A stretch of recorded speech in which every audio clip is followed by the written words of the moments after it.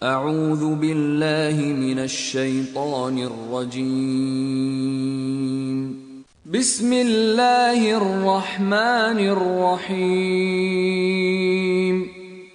लोगो, अपने रब के गजब यानी प्रकोप से बचो। वास्तविकता ये है कि कयामत का भूकंप बड़ी भयंकर चीज है। जिस दिन तुम उसे देखोगे, हाल ये होगा कि हर दूध पिलाने वाली अपने दूध पीते बच्चे को भूल जाएगी।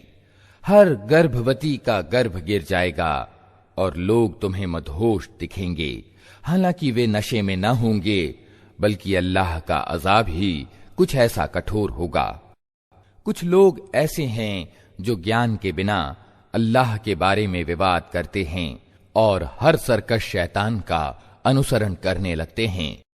हालांकि उसके तो भाग्य में ये लिखा है कि जो उसको मित्र बनाएगा उसे वो गुमराह करके छोड़ेगा और जहन्नम के अजाब का मार्ग दिखाएगा। लोगो, अगर तुम्हें मौत के बाद की जिंदगी के बारे में कुछ शक है तो तुम्हें मालूम हो कि हमने तुम्हें मिट्टी से पैदा किया है, फिर वीर्य से, फिर खून के लोथड़े से, फिर मांस की बोटी से, जो शक्ल वाली भी होती है और बेशक्ल भी। ये हम इसलिए बता रहे हैं ताकि तुम पर सच्चाई स्पष्ट करें। हम जिस वीर्य को चाहते हैं एक नियत समय तक गर्भाशयों में ठहराए रखते हैं, फिर तुमको एक बच्चे के रूप में निकाल लाते हैं, फिर तुम्हारा पालन पोषण करते हैं ताकि तुम अपनी जवानी को पहुंचो, और तुम में से कोई पहले ही वापस बुला लिया जाता है और कोई निकृष्टतम आयु की ओर फेर दिया जाता है, ताकि सब कुछ जानने के बाद फिर कुछ ना जाने। और तुम देखते हो कि जमीन सूखी पड़ी है, फिर जहां हमने उस पर पानी बरसाया कि यकायक वो फबक उठी और फूल गई और उसने हर तरह की सुदृश्य वनस्पतियां उगलनी शुरू कर दी। कुछ इसलिए है कि अल्लाह ही सत्य है और वो मुर्दों को जिंदा करता है और उसे हर चीज की सामर्थ्य प्राप्त है। और ये इस बात का प्रमाण है कि क़यामत की घड़ी आकर रहेगी, इसमें किसी शक की गुंजाइश नहीं। और अल्लाह जरूर उन लोगों को उठाएगा जो कब्रों में जा चुके हैं। कुछ और लोग ऐसे हैं जो किसी ज्ञान और मार्गदर्शन और प्रकाश प्रदान करने वाली किताब के बिना गर्दन अकड़ाए हुए अल्लाह के बारे में झगड़ते हैं कि लोगों को अल्लाह के मार्ग से भटका दें। ऐसे व्यक्ति के लिए दुनिया में रुसवाई है और क़यामत के दिन उसको हम आग के अजाब का मजा चखाएंगे। ये है तेरा वो भविष्य जो तेरे अपने हाथों ने तेरे लिए तैयार किया है, वरना अल्लाह अपने बंदों पर जुल्म करने वाला नहीं है।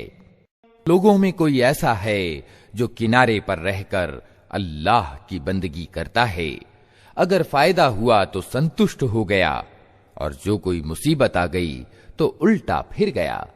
उसकी दुनिया भी गई और आखिरत भी। ये है खुला घाटा।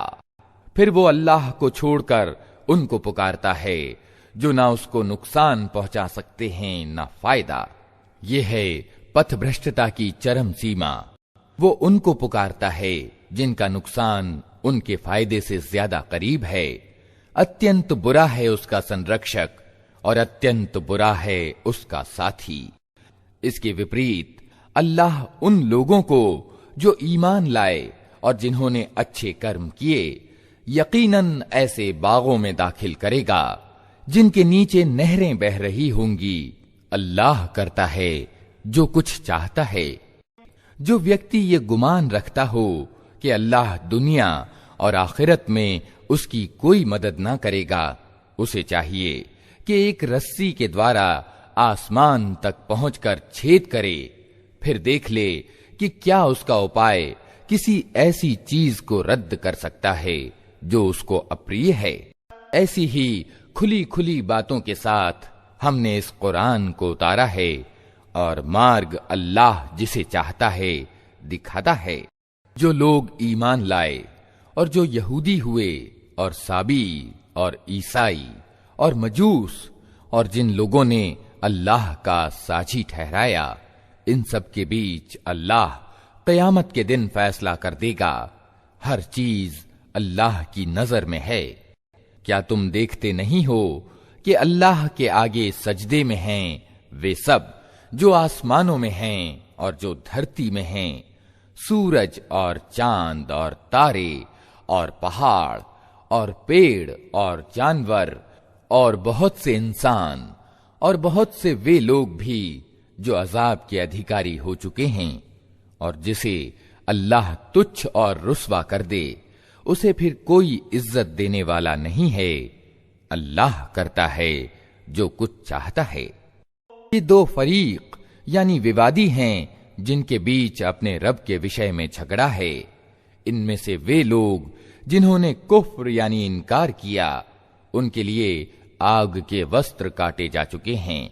उनके सिरों पर खौलता हुआ पानी डाला जाएगा, जिससे उनकी खालें ही नहीं पेट के भीतर के भाग तक गल जाएंगे।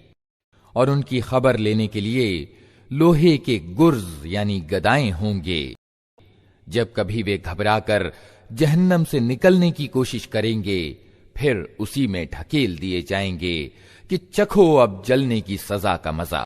दूसरी ओर जो लोग ईमान वाले हुए और जिन्होंने अच्छे कर्म किए, उनको अल्लाह ऐसे बागों में दाखिल करेगा जिनके नीचे नहरें बह रही होंगी। वहां वे सोने के कंगनों और मोतियों से आभूषित किए जाएंगे और उनके वस्त्र रेशम के होंगे।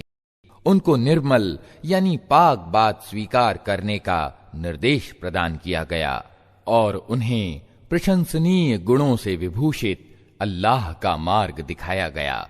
जिन लोगों ने कुफ्र यानी इनकार किया और जो आज अल्लाह के मार्ग से रोक रहे हैं और उस प्रतिष्ठित मस्जिद यानी मस्जिद हराम के दर्शन में बाधक हैं, जिसे हमने सब लोगों के लिए बनाया है, जिसमें स्थानीय निवासियों और बाहर से आने वालों के अधिकार बराबर हैं, उनकी नीति यकीनन सजा के योग्य है। उस प्रतिष्ठित मस्जिद में जो भी सच्चाई से हटकर जुल्म की नीति अपनाएगा, उसे हम दुखद यातना का मजा चखाएंगे।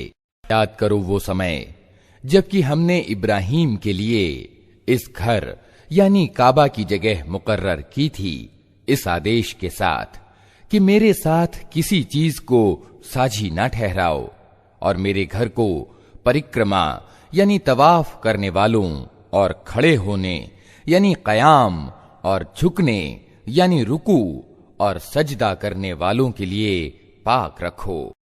और लोगों को हज के लिए सामान्य रूप में घोषणा कर दो कि वे तुम्हारे पास हर दूरवर्ती स्थान से पैदल और ऊंटों पर सवार होकर आएं, कि वे लाभ देखें जो यहां उनके लिए रखे गए हैं, और कुछ निश्चित दिनों में उन जानवरों पर अल्लाह का नाम लें जो उसने उन्हें प्रदान किए हैं, खुद भी खाएं और तंगदस्त मोहताज को भी दें। फिर अपना मैल कुचैल दूर करें और अपनी मन्नतें पूरी करें और इस प्राचीन घर की परिक्रमा करें। ये था काबा के निर्माण का उद्देश्य। और जो कोई अल्लाह की निर्धारित पाबंदियों का आदर करे तो ये उसके रब की दृष्टि में खुद उसी के लिए अच्छा है। और तुम्हारे लिए चौपाए हलाल यानी वैध किए गए, सिवाय उन चीजों के जो तुम्हें बताई जा चुकी हैं। अतः मूर्तियों की गंदगी से बचो, झूठी बातों से परहेज करो, एकाग्रचित्त होकर अल्लाह के बंदे बनो, उसके साथ किसी को साझी ना ठहराओ। और जो कोई अल्लाह के साथ साझी ठहराए तो मानो वो आसमान से गिर गया। अब या तो उसे पक्षी उचक ले जाएंगे या हवा उसको ऐसे स्थान पर ले जाकर फेंक देगी जहां उसके चीथड़े उड़ जाएंगे। ये है असल मामला, इसे समझ लो। और जो अल्लाह के निश्चित किए हुए निशानों का आदर करे तो ये दिलों की धर्म परायणता यानी तकवा से है। तुम्हें एक निश्चित समय तक उन कुर्बानी के जानवरों से लाभ उठाने का हक है। फिर उनके कुर्बान करने का स्थान उसी प्राचीन घर के पास है। समुदाय के लिए हमने कुर्बानी का एक तरीका निर्धारित कर दिया है ताकि उस समुदाय के लोग उन जानवरों पर अल्लाह का नाम लें जो उसने उनको प्रदान किए हैं। इन विभिन्न तरीकों के पीछे उद्देश्य एक ही है। अतः तुम्हारा पूज्य प्रभु एक ही पूज्य प्रभु है और उसी के तुम आज्ञाकारी बनो। और ए नबी, खुशखबरी दे दो विनम्रता की नीति अपनाने वालों को, जिनका हाल ये है कि अल्लाह की चर्चा सुनते हैं तो उनके दिल कांप उठते हैं। जो मुसीबत भी उन पर आती है उस पर सब्र से काम लेते हैं, नमाज कायम करते हैं और जो कुछ रोजी हमने उनको दी है उसमें से खर्च करते हैं। और कुर्बानी के ऊंटों को हमने तुम्हारे लिए अल्लाह की निशानियों यानी शाइर में शामिल किया है। तुम्हारे लिए उनमें भलाई है, अतः उन्हें खड़ा करके उन पर अल्लाह का नाम लो। और जब कुर्बानी के बाद उनकी पीठें जमीन पर टिक जाएं, तो उनमें से खुद भी खाओ और उनको भी खिलाओ जो संतोष किए बैठे हैं, और उनको भी जो अपनी जरूरत पेश करें। इन जानवरों को हमने इस तरह तुम्हारे लिए वशीभूत किया है ताकि तुम कृतज्ञता दिखाओ। उनके मांस अल्लाह को पहुंचते हैं, न खून, मगर उसे तुम्हारी धर्म निष्ठा पहुंचती है। उसने उनको तुम्हारे लिए इस तरह वशीभूत किया है ताकि उसके प्रदान किए हुए पथ प्रदर्शन पर तुम उसकी बड़ाई व्यक्त करो। और ए नबी, खुशखबरी दे दो अच्छे से अच्छा कर्म करने वालों को। यकीनन अल्लाह प्रतिरक्षा करता है उन लोगों की ओर से जो ईमान लाए हैं। निश्चय ही अल्लाह किसी विश्वासघाती कृतघ्न को पसंद नहीं करता। अनुमति दी गई उन लोगों को जिनके विरुद्ध युद्ध किया जा रहा है, क्योंकि वे उत्पीड़ित हैं और अल्लाह को यकीनन उनकी सहायता की सामर्थ्य प्राप्त है। ये वे लोग हैं जो अपने घरों से नाहक निकाल दिए गए सिर्फ इस कसूर पर कि वे कहते थे हमारा रब अल्लाह है। अगर अल्लाह लोगों को एक दूसरे के द्वारा हटाता न रहे तो खानकाहें और गिरजा और उपासना गृह और मस्जिदें जिनमें अल्लाह का अधिकता से नाम लिया जाता है सब ढा दी जाएं। अल्लाह जरूर उन लोगों की सहायता करेगा जो उसकी सहायता करेंगे। अल्लाह बड़ा बलवान और प्रभुत्वशाली है। ये वे लोग हैं जिन्हें अगर हम जमीन में सत्ता प्रदान करें तो वे नमाज कायम करेंगे, ज़कात देंगे, नेकी का आदेश देंगे और बुराई से रोकेंगे, और सब मामलों का परिणाम अल्लाह के हाथ में है। ए नबी, अगर वे इनकार करने वाले तुम्हें झुठलाते हैं तो उनसे पहले नूह की कौम और आद और समूद झुठलाए जा चुके हैं, और इब्राहीम की कौम और लूत की कौम और मदियन वाले भी और मूसा भी झुठलाए जा चुके हैं। इन सब सत्य के इनकार करने वालों को मैंने पहले मोहलत दी, फिर पकड़ लिया। अब देख लो कि मेरी सजा कैसी थी। कि ही अपराधी बस्तियां हैं जिनको हमने तबाह किया है, और आज वे अपनी छतों पर उल्टी पड़ी हैं। कितने ही कुएं बेकार और कितने ही महल खंडहर बने हुए हैं। क्या ये लोग जमीन में चले फिरे नहीं हैं कि इनके दिल समझने वाले या इनके कान सुनने वाले होते? वास्तविकता ये है कि आंखें अंधी नहीं होती, मगर वे दिल अंधे हो जाते हैं जो सीनों में हैं। ये लोग अजाब के लिए जल्दी मचा रहे हैं। अल्लाह हरगिज अपने वादे के खिलाफ नहीं करेगा, मगर तेरे रब के यहां का एक दिन तुम्हारी गणना के 1000 वर्ष के बराबर हुआ करता है। कितनी ही बस्तियां हैं जो जालिम थीं, मैंने उनको पहले मोहलत दी, फिर पकड़ लिया, और सबको वापस तो मेरे ही पास आना है। ऐ नबी, कह दो कि लोगों, मैं तो तुम्हारे लिए सिर्फ वो व्यक्ति हूं जो बुरा समय आने से पहले साफ साफ सावधान करने वाला हो। फिर जो ईमान लाएंगे और अच्छे कर्म करेंगे उनके लिए माफी है और सम्मान पूर्ण आजीविका। और जो हमारी आयतों को नीचा दिखाने की कोशिश करेंगे वे दोज़ख के यार हैं। और ए नबी, तुमसे पहले हमने न कोई रसूल ऐसा भेजा है न नबी जिसके साथ ये मामला न पेश आया हो कि जब उसने कामना की शैतान ने उसकी कामना में रुकावट खड़ी की। इस तरह जो कुछ भी शैतान रुकावट डालता है अल्लाह उनको मिटा देता है और अपनी आयतों को पुख्ता कर देता है। अल्लाह सर्वज्ञ है और तत्वदर्शी। वो इसलिए ऐसा होने देता है ताकि शैतान की डाली हुई खराबी को आजमाइश बना दे उन लोगों के लिए जिनके दिलों को मुनाफिकत का रोग लगा हुआ है और जिनके दिल खोटे हैं।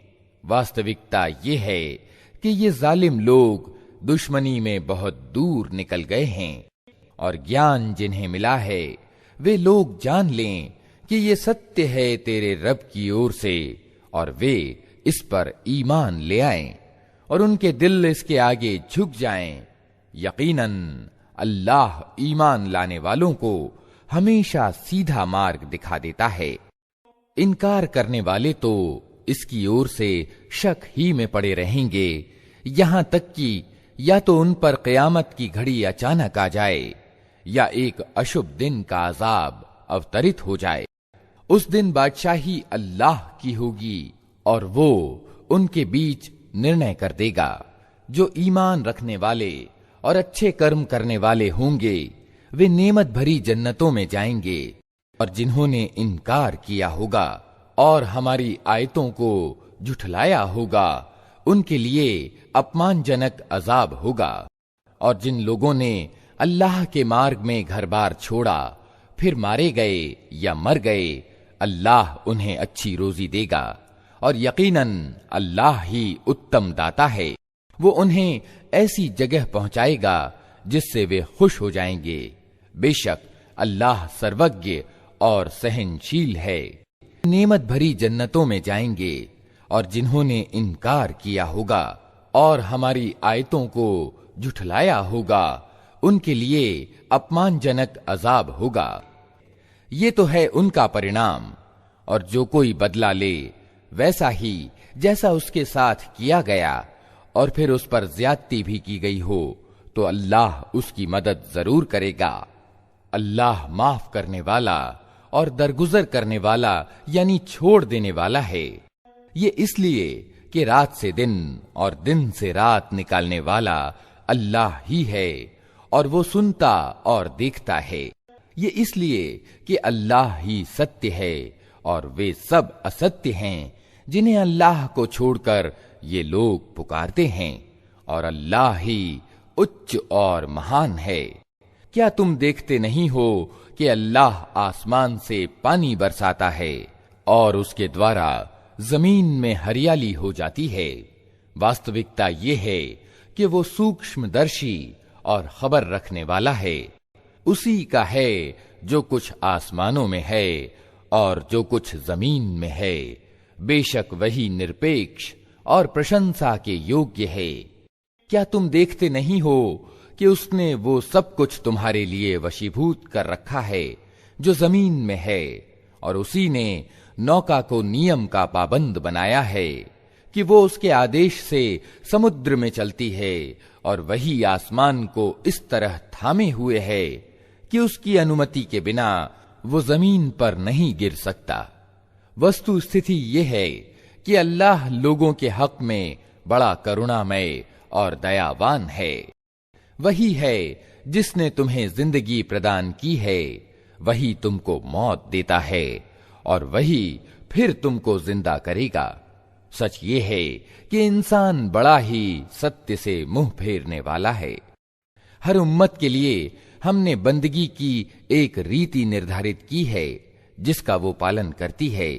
अतः ए नबी, वे इस मामले में तुमसे झगड़ा ना करें। तुम अपने रब की ओर बुलाओ, यकीनन तुम सीधे मार्ग पर हो। और अगर वे तुमसे झगड़ें तो कह दो कि जो कुछ तुम कर रहे हो अल्लाह को खूब मालूम है।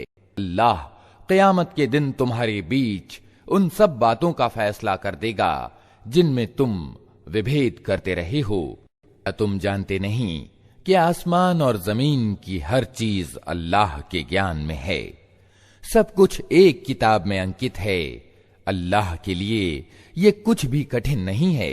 ये लोग अल्लाह को छोड़कर उनकी बंदगी कर रहे हैं जिनके लिए न तो उसने कोई प्रमाण उतारा है और न ये खुद उनके बारे में कोई ज्ञान रखते हैं। इन जालिमों के लिए कोई मददगार नहीं है। और जब इनको हमारी साफ साफ आयतें सुनाई जाती हैं तो तुम देखते हो कि सत्य को अस्वीकार करने वाले लोगों के चेहरे बिगड़ने लगते हैं और ऐसा लगता है कि अभी वे उन लोगों पर टूट पड़ेंगे जो इन्हें हमारी आयतें सुनाते हैं। इनसे कहो, मैं बताऊं तुम्हें कि इससे बुरी चीज क्या है? आग। अल्लाह ने उसी का वादा उन लोगों के हक में कर रखा है जो सत्य के स्वीकार से इनकार करें, और वो बहुत ही बुरा ठिकाना है। गो एक मिसाल दी जाती है, ध्यान से सुनो। जिन पूज्यों को तुम अल्लाह को छोड़कर पुकारते हो, वे सब मिलकर एक मक्खी भी पैदा करना चाहें तो नहीं कर सकते, बल्कि अगर मक्खी उनसे कोई चीज छीन ले जाए तो वे उसे छुड़ा भी नहीं सकते।